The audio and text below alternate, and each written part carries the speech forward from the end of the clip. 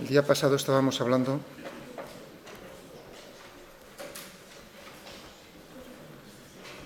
directas, propagación de errores.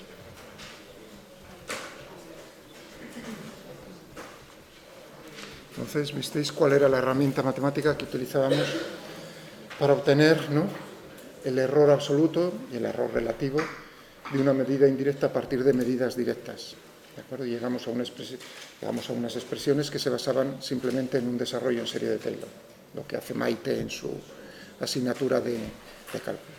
Pero creo que no llegué a poner, porque luego estuve repasando y fue al final. Tenéis que tener en cuenta que los errores son positivos, ¿de acuerdo? Es decir, que cuando cogíamos, por ejemplo, y decíamos, ¿no?, tenemos una medida indirecta y una medida directa x, ¿cómo podíamos llegar a ver cuál era el error absoluto? Simplemente cogíamos, ¿no?, y hacíamos la derivada, la evaluábamos, teníamos esta expresión, ¿no?, ¿lo recordáis? Donde la prima aquí es la derivada.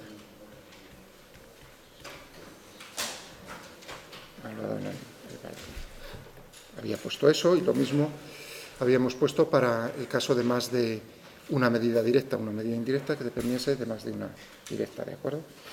Tened en cuenta que esa derivada puede llegar a ser negativa, ¿de acuerdo? Por ejemplo, pensad, la raíz cuadrada,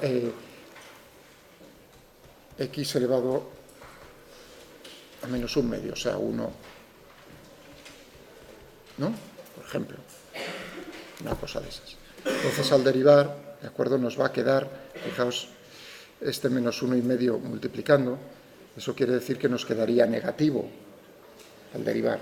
Evidentemente, aquí lo que estamos tomando en las derivadas es siempre para forzar, naturalmente, que todo ello sea positivo. Lo que no tiene sentido es que me diese un error absoluto negativo. Eso no tiene sentido. Los errores siempre son magnitudes que son positivas. ¿Se ha entendido? Eso es un comentario respecto a si fuese más de una medida directa, o sea, tuviésemos, por ejemplo, z como dependiendo de dos medidas directas, x e y, ahí teníamos la expresión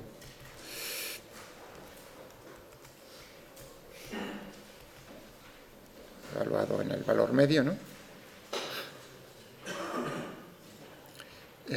por delta de x más. Llegué a poner esta expresión, todo ello evaluado en los valores medios, ¿de acuerdo? ¿Entendido? En x, en y, los valores medios de x y de y. Aquí, naturalmente, volvemos a tener lo mismo. Es decir, que aquí tomemos los valores absolutos.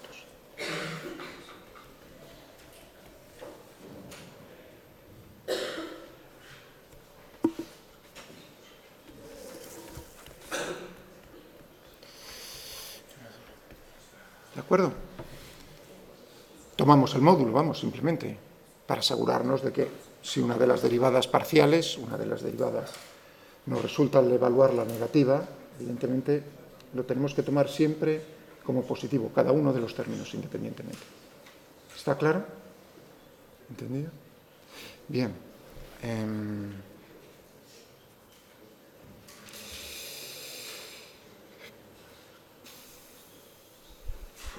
Veréis a lo mejor en alguna asignatura más avanzada en la que tengáis que tomar medidas, ¿no?, cuando siempre que os veo con el palo, iba a decir, midiendo, me parece interesante, ¿no?, lo de, ¿cómo se llama ese aparato? Cuando medís las distancias y cuando salís ahí a... Muy bien. Pues me imagino que ahí también tendréis que hacer una evaluación de errores, ¿no? Digo yo, vamos, no lo sé. Me imagino que si queréis hacer las medidas correctamente, tendréis que hacer una evaluación cómo se propagan los errores y expresarlo correctamente. Entonces, a lo mejor es posible que os encontréis con expresiones como la siguiente. Fijaos que la que he puesto yo hace un momento, ¿no?, para el caso de una medida indirecta que depende de dos directas, z igual a una función de x y de y, ponía la derivada de f con respecto a x por el error absoluto de x más la derivada de f con respecto a y, todo y el módulo, por el error absoluto en y. Pero a lo mejor os encontráis con una expresión como la siguiente. ¿De acuerdo? Delta de z como la raíz cuadrada de... es parecido. Evaluado en los valores medios,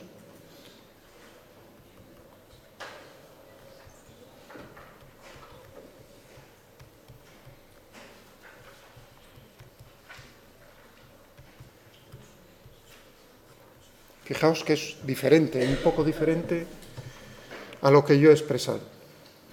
Frente a esta relación yo he puesto, utilizando el desarrollo en serie de Taylor,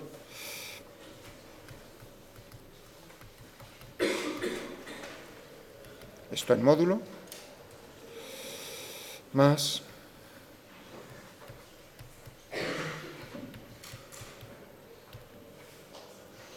esto en módulo, por delta de. No son iguales.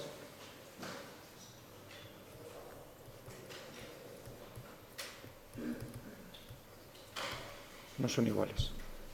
¿De acuerdo? De hecho, esta expresión siempre es mayor que esta otra. ¿De acuerdo? Entonces, como quiero decir, oye, no vaya a ser que lleguen a una asignatura de verdad en la que tengan que tomar medidas en serio y expresarlas correctamente, y a lo mejor cogen unas tablas, ¿no?, apuntes o un libro, y se encuentran con esta expresión. Entonces, ¿de dónde proviene la diferencia? Es lo único que quiero dejar así caer para que no se extrañe, o sea, que yo también lo haya dicho.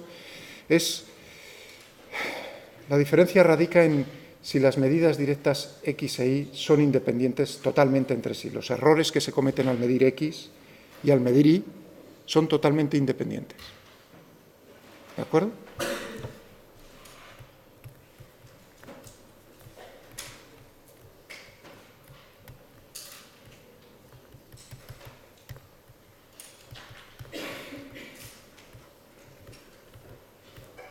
¿Qué quiere decir independientes? O sea, que si, por ejemplo, en x estamos cometiendo un error en un sentido, el error que cometamos en y no tiene por qué ir en el mismo sentido. No hay una relación. ¿De acuerdo? A ver qué ejemplo puedo tomar para hacer... A ver, por ejemplo, medimos distancias con una regla, ¿no?, aquí en el aula. Y queremos medir, por ejemplo, la longitud total de estas dos mesas, desde aquí hasta allá, ¿no?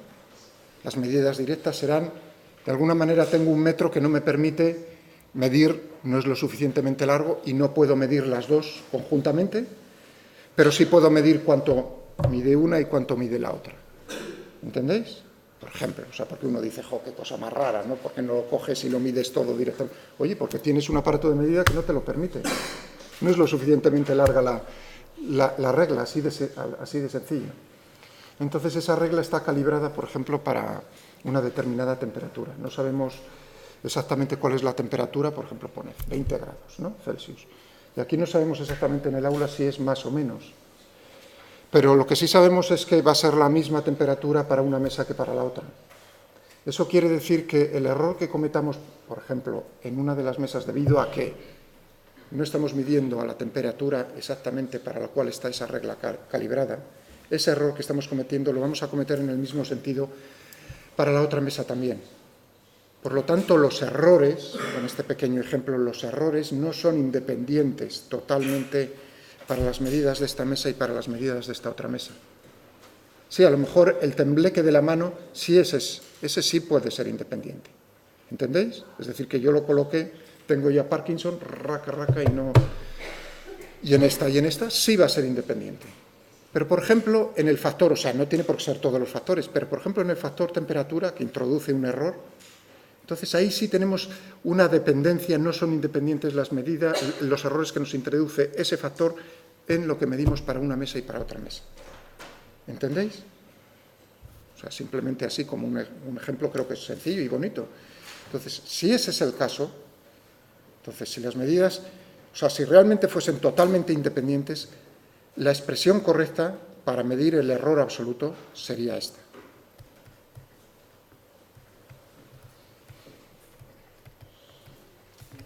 Sí. O sea que si en el ejemplo que has puesto, las temperaturas de las mesas fueran diferentes, utilizaríamos la primera fórmula que no... Ya, pero aquí tú piensas que estás en el...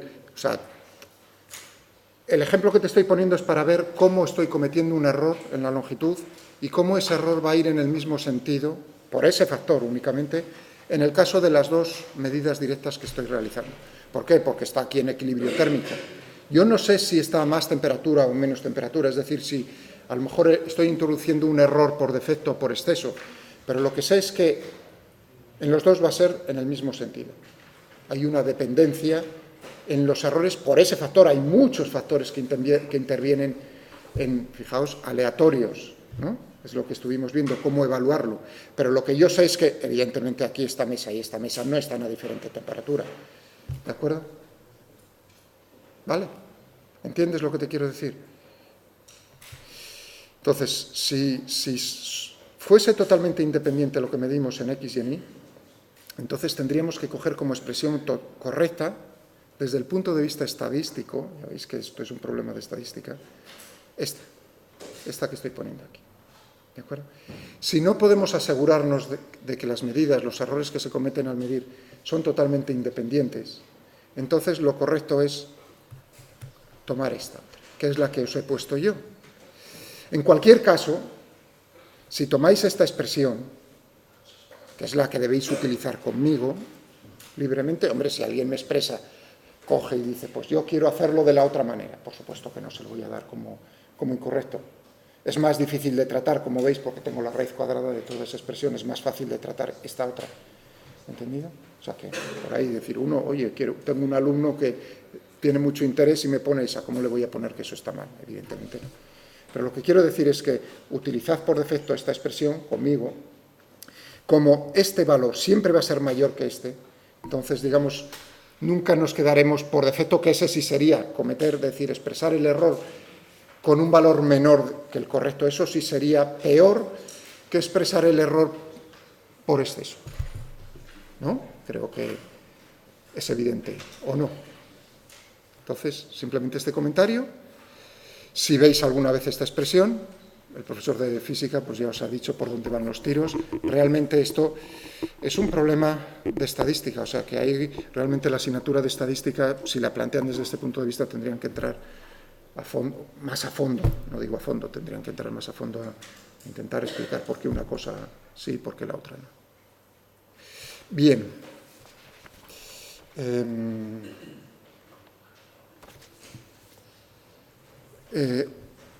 Os pedí que echaseis un vistazo al caso particular de la raíz cuadrada. En general, para cualquier potencia.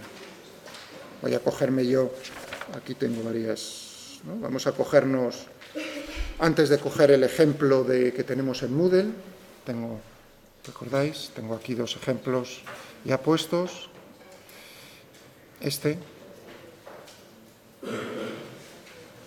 ¿no? El tiempo de caída, pero antes de llegar a terminar de expresar, fijaos que el otro día vimos cómo expresábamos correctamente las medidas directas, hoy pasaremos a ver la otra mitad, cómo llegamos al valor, digamos, al error absoluto de la medida indirecta, pero antes de eso, si nosotros quisiésemos demostrar, como ejemplo de aplicación de la propagación de errores en potencias,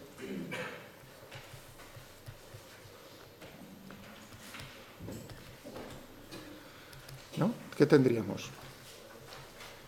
X elevado, tendríamos una relación entre las medidas, entre la medida indirecta Y y la medida directa X, de esta manera. Fijaos que ahora ya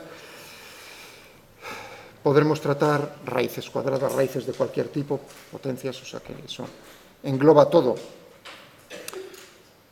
Y nos preguntan cuál es el error, hallar el error.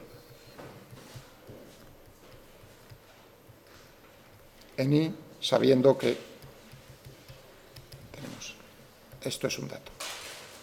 Tenemos que hacer lo que dije anteriormente, ¿no? Tenemos que derivar A menos 1, ¿no? Estoy derivando, simplemente. Esta es la derivada. ¿Evaluada en qué? En la media, ¿no? ¿De acuerdo? Fijaos que esto lo tomo el valor absoluto, porque A podría ser negativo, entonces lo tengo que tomar como valor absoluto, por delta de x. Si yo divido todo esto por el valor medio de y, vamos a hacerlo, tendríamos todo esto. Es decir, que lo que nos va a quedar va a ser el módulo de A por x. ¿De acuerdo? Eso quiere decir, fijaos, el módulo podría llegar a darse el caso de que eso fuese negativo, sí, podría en una medida, ¿no? Una magnitud, algo que fuese negativo, no hay ningún problema. Es decir, que aquí lo que tendríamos también naturalmente serían los módulos. O sea, ya eso es enrevesado, pero bueno, sí, podría darse el caso. Eso quiere decir naturalmente que el error relativo en y va a ser módulo de A en x. Es decir, que si tuviésemos la raíz cuadrada, ¿no? Que es lo que vamos a ver ahora a continuación, simplemente tendríamos que multiplicar por un medio. Un ejemplo antes de pasar a ese. Tengo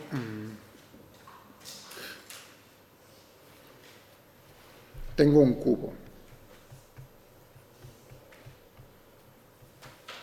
¿no? Un cubo. Del lado D. Entonces me preguntan por el volumen. Yo puedo medir el lado. Es decir, que tengo D más menos delta D. Me piden hallar el volumen, determinar, ¿no? El volumen va a ser simplemente D al cubo. ¿De acuerdo? Entonces, ¿cómo va a ser el error en V? El error relativo en V va a ser 3 veces el error relativo en D. Pero podría tomarse al contrario. Fijaos. Imaginaos que yo tengo el cubo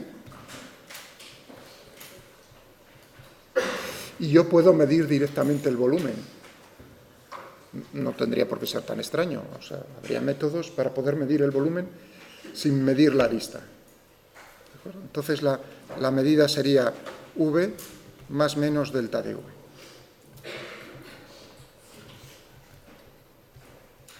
Medida directa. Y a mí me piden hallar, determinar. Entonces, ¿cómo sería el error relativo en D, en la longitud de la arista? Bien sencillo, ¿no? Un tercio del error relativo en U. El error relativo en D es un tercio del error relativo en el volumen.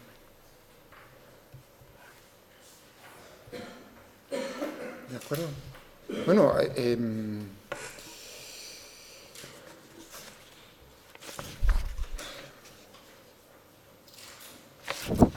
esto nos permite lo siguiente, poder realizar medidas con una mayor precisión, con un error menor, un error relativo menor, que el que en principio podríamos pensar. Lo vamos a ver ahora a continuación utilizando el mismo ejemplo, el del péndulo. Tengo un péndulo.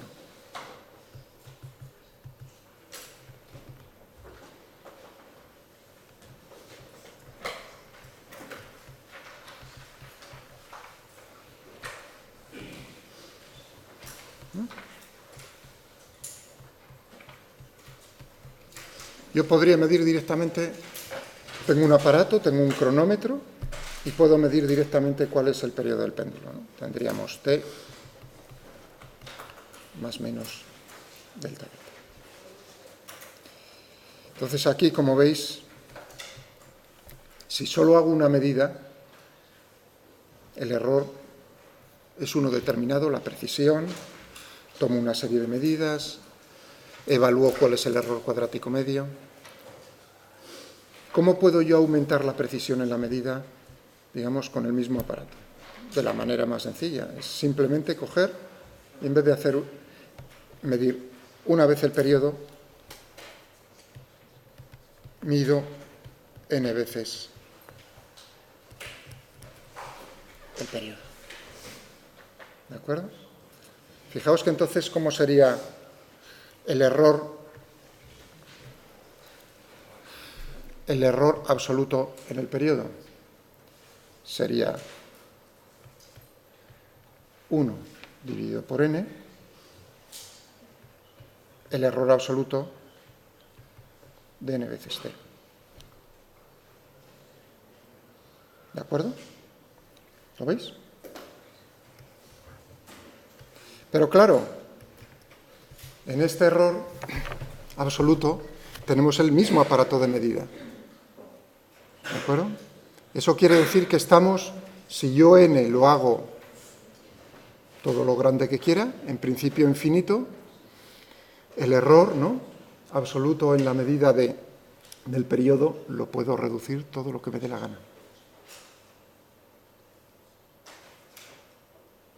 ¿Entendido?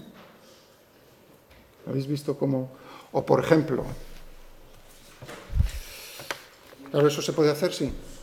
Es el error, o sea, que tú cometes al hacer la medida, no el error del aparato con el que tú mides. Hombre, ahí interviene en el error absoluto en la medida de lo que estás midiendo directamente, interviene por un lado el aparato de medida y por otro el error accidental que estás tú cometiendo. Ambos factores están ahí dentro. Pero yo te preguntaba que si eso que nos acabas de explicar es el error que tú haces al medirlo, ¿no? Esto es el error absoluto al medir directamente n veces el periodo.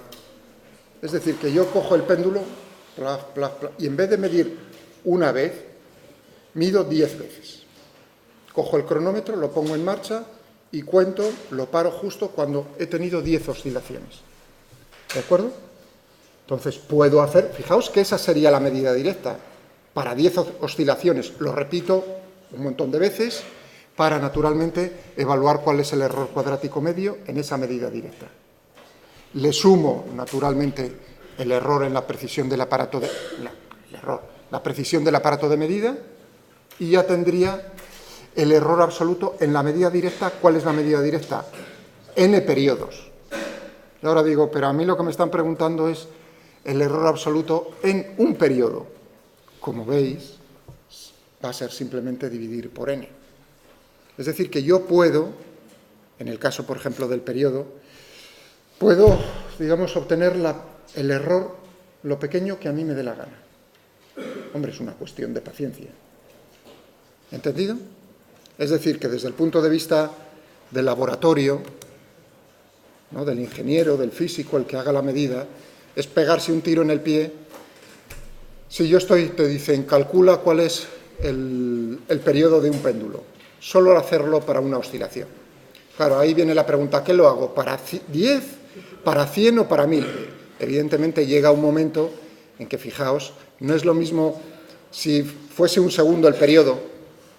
Hombre, hacerlo para 10 segundos, pues tú lo puedes repetir unas cuantas veces.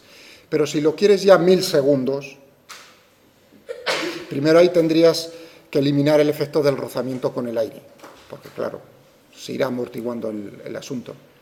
O sea, que intervienen más factores, ¿de acuerdo? Pero bueno, olvidándonos de eso, evidentemente uno diría, jopelines, 1000 segundos aquí esperando para hacer solo una medida. Y eso a lo mejor lo tengo que repetir 10 veces. Eso ya no es tan agradable. Es decir, que es todo un compromiso entre una cosa y la otra. Estaba diciendo, antes de que preguntase vuestro compañero, que este truco, no es truco, simplemente fijarse en cómo obtenemos las medidas directas, se puede hacer. Imaginaos que a mí me dicen, tengo un taco de papel de estos, de 500 folios, ¿no? Me dicen, dime cuál es el espesor, con su error, naturalmente, o sea, expresa la medida del espesor de una hoja de papel. Bueno, en principio, a lo mejor uno no tendría ni siquiera el aparato de medida suficiente, fijaos, con la precisión suficiente para medir cuál es el espesor de esta hoja. Pero bueno, aún así, teniéndolo, uno puede reducir el error absoluto, ¿cómo? Cogiéndote las 500 hojas, midiendo cuál es el espesor de 500 hojas, ¿de acuerdo? Mides el error absoluto para 500 hojas y evidentemente cuál va a ser dividir por 500. Eso siempre se puede hacer, claro, ahí haces una suposición, que todas las hojas están fabricadas de la misma manera. Si no, no se puede hacer, evidentemente. ¿Está claro? Vale. Estaba diciendo, podemos pasar a terminar de comentar, aquí ya lo tengo abierto el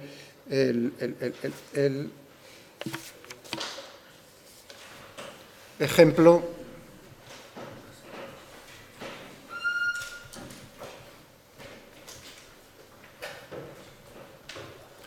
tiempo de caída de un cuerpo en el vacío bajo la acción de la gravedad. ¿De acuerdo? Entonces,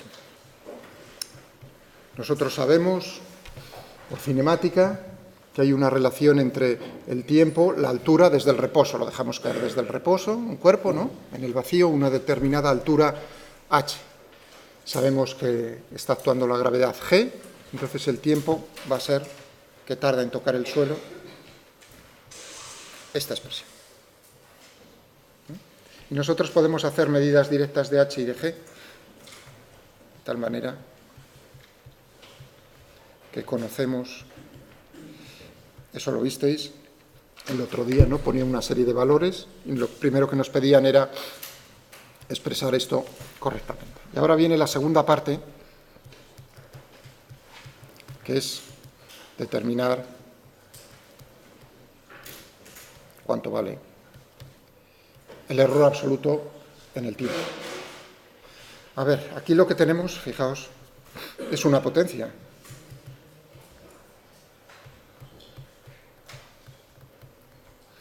De tal manera que yo puedo decir el error relativo, porque yo ya me sé la regla para las potencias, el error relativo en el tiempo de caída, ¿no?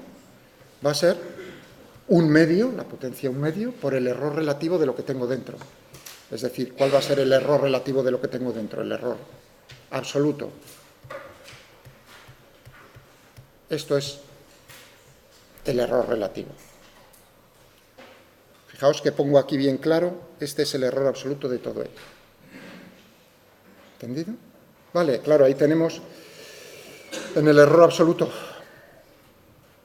en el error relativo de 2h dividido por g, tenemos productos y divisiones. Es decir, que yo puedo aplicar también la regla para productos y divisiones. Y lo que tendré será un medio, ¿de qué? Del error relativo. Uno diría, tienes el producto de 2. Voy a ponerlo, pero ¿cuál es el error absoluto en 2? Voy a ponerlo así. ¿No? Es 0, porque ese número lo conocemos exactamente. Por lo tanto, esto va a ser 0. Más el error relativo, este sería el error relativo en 2, lo sabemos con total precisión, por lo tanto, el error relativo que cometemos es 0 y el absoluto es 0. Tendríamos más el error relativo en g.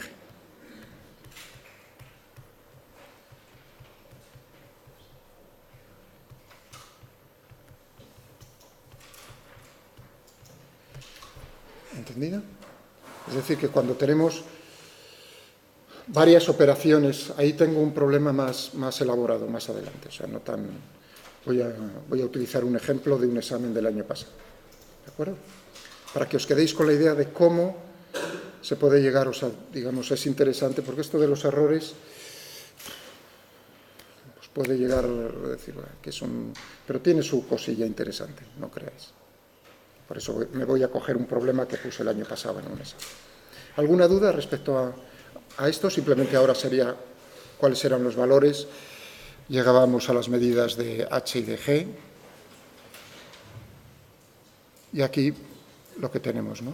El error relativo en el tiempo de caída te cumple que la expresión que acabo de mostrar, un medio de la suma de los errores relativos, y ahí pues empieza uno cuál es el error relativo en h Es decir, que es muy habitual que para llegar naturalmente a los errores absolutos de una medida indirecta tengamos que calcular los errores relativos de las medidas directas. Eso es muchas veces inevitable. Entonces tenemos el error relativo en H, el error relativo en G. Ahí os recuerdo que estoy utilizando todas las cifras, que lo habíamos calculado de medidas, de una serie de medidas que teníamos. Obtengo cuál es el error relativo en T, en medio de todo esto, y el error absoluto pues es simplemente el producto del error relativo por la media. Ya tenemos cuál es el error absoluto, tenemos la media, este era el error absoluto, empezamos por la izquierda, 0, 0, 0, un 9, es decir, más o menos, la primera que tengo que eliminar son el 2, es decir, que estoy más cerca del 9, si no tendríamos el problema, ¿no?, ese de otras veces. Nos quedamos en la cuarta posición decimal, en la media tenemos que quedarnos en la misma. ¿De acuerdo? Fijaos que tenemos aquí 0,779757. Si nos quedamos en la cuarta, 1, 2, 3 y 4, tenemos que redondear hacia arriba, es decir, más o menos 0,7798, o sea, 0,7798 más o menos 0,0009 segundos. Ese sería, en este caso, la medida expresada correctamente indirecta del tiempo de caída. Para el caso del péndulo es muy parecido, el periodo del péndulo.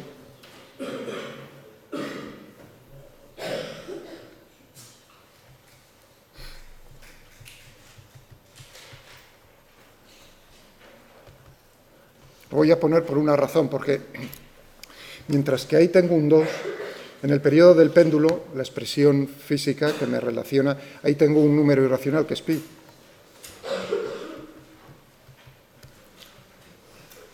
dl, la longitud de la cuerda del péndulo, dividido por g, la aceleración de la gravedad. ¿De acuerdo? Esta sería la expresión, muy parecida a la otra, salvo quizás, por eso lo comento aquí. Entonces, fijaos que pi también, en teoría, lo conocemos con total precisión. O sea, es un número que conocemos, sí tiene un número infinito, es irracional, pero, digamos, como el carácter de pi es el mismo carácter que el de 2, tenemos toda la información acerca de pi. El problema práctico, por eso lo estoy tratando aquí, es qué suele hacer la persona, no digo el alumno, sino cualquier persona, cuando coge la calculadora. En vez de coger todas las calculadoras ya tienen una tecla para pi, pues redondea, él coge 3, 14, 16. Ahí ya es donde está cometiendo el error adicional innecesario. Lo que tenéis que hacer en esas operaciones es siempre coger el pi que os da la calculadora, que os da entonces con la, digamos en principio no toda pero la suficiente precisión para que no introduzca un error adicional innecesario en la medida de t. ¿De acuerdo? Otra vez cuidado entonces en el uso de la calculadora. Si alguien, digamos, lo hiciese sustituyendo las cifras a mano, hay una regla para los números irracionales, que es que el error relativo que introduzcas tú, innecesariamente en pi, tiene que ser un error relativo menor que el error relativo en cualquiera de los otros términos. ¿De acuerdo? Pero eso se evita de la mejor manera, tal como os digo. ¿Entendido? Muy bien.